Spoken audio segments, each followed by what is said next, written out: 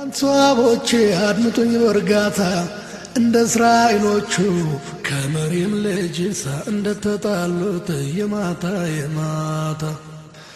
እንዳትጣሉኝ ነው ፍርሃቴ ስጋቴ ከበድ ስለሚል ያሁን ምኞቴ እቅድ ፍላጎቴ ሷቦችም አሉ የአላህ መልእክተኛ አይጠራጠሩን ይልቅ ቶሎ ብለው ግዳጁን ይንገሩን። ነቢዩም ስድስቱን ሷቦች መረጡ ለአረብና ለውጭ ታላላቅ ነገሥታት ደብዳቤ እንዲሰጡ። ከነዚህ መካከል አብደላህ ሑዘይፋ አንዱ የተመረጠው ለፋርስ መሪ የሚሄድ ደብዳቤ ተሰጠው። ለፋርስ መሪ የሚሄድ ደብዳቤ ተሰጠው። አብደላህ ሑዘይፋ ግመል አዘጋጅቶ ሚስትና ልጆቹን ሄደ ተሰናብቶ። የፋርስን በረሃ ተራራ ሸለቆ እያቆራረጠ ሄደ ከአገር ርቆ። ከንጉሡ ግቢ ዘቦቹን አገኘ መልእክት እንደያዘ ነገራቸውና ቶሎ እንዲያገናኙት ለመነ ተመኘ።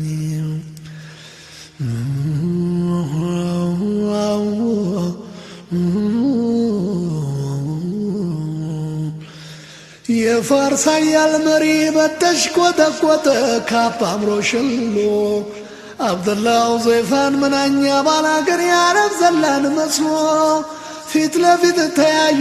አብደላህ አልፈራም በመናኛ ልብሱ አንገቱን አልደፋም። እስላም ያለበሰው ክብር አደንድኖት በራሱ ተመካ ጥንካሬ ሆኖት። አንድ ወታደር መጣ ደብዳቤ ሊቀበል አብደላህ ተቃውሞ ለንጉሡ በእጁ ካልሆነ እምቢ ቢልም ንጉሡ ፈቅዶለት ቀርቦ በእጁ ሰጠው። አልቆየም ከፊቱ ፖስታውን ቀደደው። ደብዳቤውን ማንበብ ገና እንደጀመረ ፊቱ በብስጭት ወየበ ጠቆረ። ጦማሩ ሲነበብ በአላህ ስም ጀምሮ ከአላህ መላእክተኛ የሚል ሐረግ ሰፍሮ ለአላህ የተገዛ ሰላም ይስፈንበት የሚለውን ሲያነብ ቁጣው አይሎበት ኢየሱስም በቅድሚያ ባለመጠቀሱ ከንዴቱ ብዛት ተንቀጫግጮ ጥርሱ።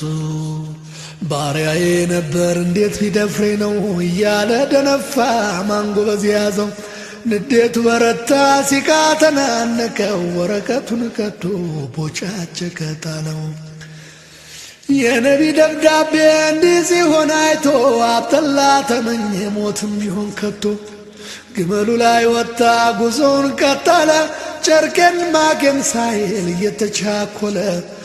ንጉሥ ኪስራ ነካ ንዴቱ አለፈና ይዛችሁ አምጡልኝ የታለ ያ ጀግና ብሎ ቢያስፈልገው አብደላህ አልተገኘ። ኪስራ ይዞ ሊያስረው ከልቦ ተመኘ። አብደላህ አመለጠ ደርሶ ነቢዩ ዘንድ ሁሉን አስረዳቸው ዘርዝሮ አንድ ባንድ። አላህ የሱን ስልጣን ይቦጫጭቀው ብለው ነቢዩ አዘኑ በአድራጎቱ በግነው።